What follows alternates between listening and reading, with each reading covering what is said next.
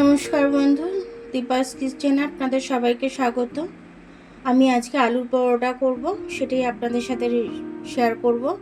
তো আমি এখানে 3খানা আলু সেদ্ধ নিয়ে নিয়েছি। এই আলু সেদ্ধটা আমি গ্রেটারে করে গ্রেট করে নেব, তাহলে একটু দানা ভাব থাকবে না। পরে কি কি দিচ্ছি আমি সেটা দেখিয়ে দেবো আপনাদেরকে। দিয়ে দিচ্ছি কুচনো পেঁয়াজ, একদম ঝিরিঝিরি করে চপ করে নিয়েছি একদম, দেখুন। এর মধ্যে আমি ধনেপাতা দিয়ে দিচ্ছি। এর মধ্যে আমি চিলি ফ্লেক্স দিয়ে দেবো, গোলমরিচ দিয়ে দিচ্ছি একটু, 1 চামচ মতো চাট মশলা দিয়ে দিলাম।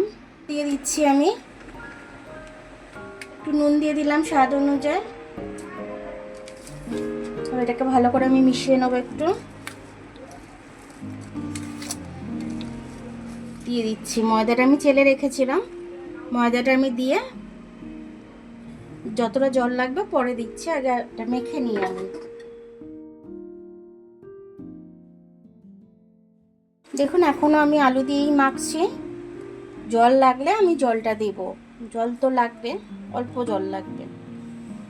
এটা পুরোটা আমার পেঁয়াজের জল দিয়ে মাখা হয়ে গেছে, পেঁয়াজ থেকে জল ছেড়েছে, আমার জল আর লাগেনি।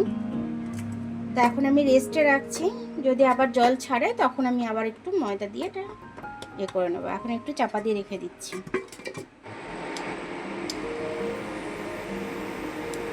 এতগুলো লেচি হয়েছে আমার এটার থেকে, এই লেচিগুলো আমি এবার পরোটা করে নেব, আলুর পরোটা। এটা পুর দিতে হচ্ছে না, খুব ইজিভাবে এটা বেলে নেব, বেলে নিয়ে সেঁকে নেবো চাটুতে।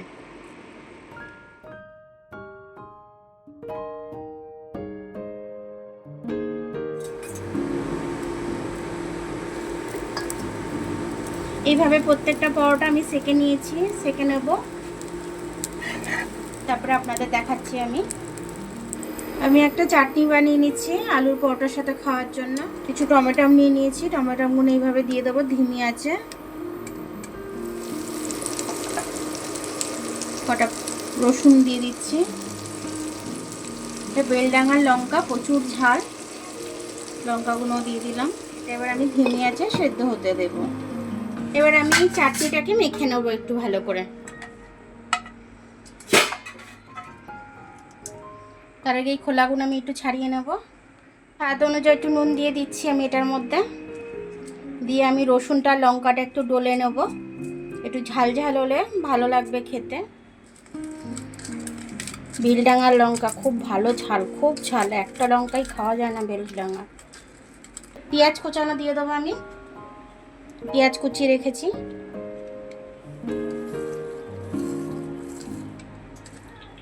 একটু কাঁচা সর্ষের তেল দিয়ে দেবো।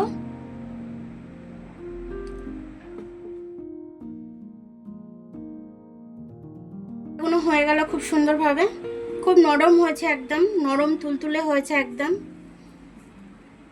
একদম তুলতুলে নরম হয়েছে। তার সাথে এই চাটনিটা দারুণ জমে যাবে। আর এটা আপনারা লাঞ্চ বক্সেও দিতে পারেন, বাচ্চাদের টিফিনেও দিতে পারেন করে, আপনারাও খেতে পারেন, খুব সুন্দর খেতে হয়েছে। তো আমার ভিডিওটা দেখার জন্য অনেক অনেক ধন্যবাদ। আমার ভিডিওটা যদি আপনাদের পছন্দ হয়, লাইক, সাবস্ক্রাইব, বেল আইকনটা একটু টিপে দেবেন। ফেসবুক থেকে যদি দেখেন, লাইক আর ফলোটা একটু করে দেবেন। আবার কাল দেখা হবে নতুন রেসিপির সাথে, ততক্ষণ আপনারা ভালো থাকবেন, আমি আসছি।